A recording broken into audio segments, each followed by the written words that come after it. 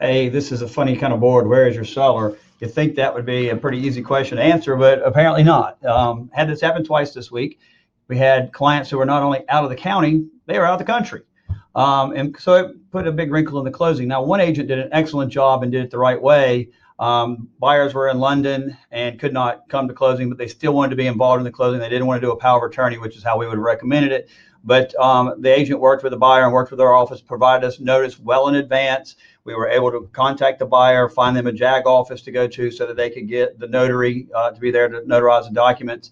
And we were able to get the closing done where they signed the documents in front of a notary with us on the phone. Very simple.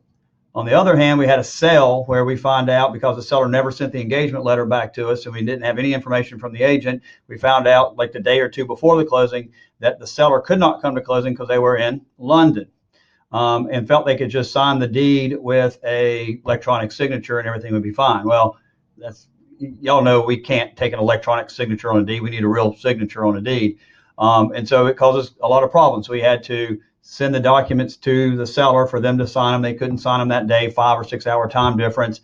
Had to go get them signed the next day and then overnight them. Now, overnighting from London, Kentucky is usually in one day, but from London, England, that's a whole other ball game. It's several days. So we had to close the transaction and dry close it. Had to get lender permission not to fund it, and for 3 or 4 days. And we're still waiting on the documents to come back from the seller. Hopefully they come back. If they come back, then we'll disperse. But the real estate agents are all having to wait for their checks for several days. So the point of this quick little video here is, if your clients are out of the country, or even for that matter out of the county, let us know. Please let us know way in advance.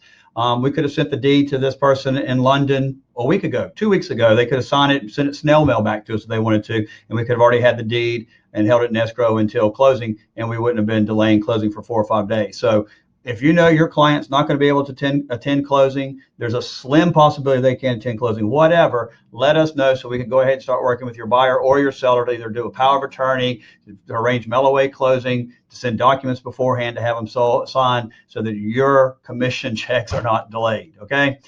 Anyway, hope that helps you guys out, and we will see you at the next legal tip.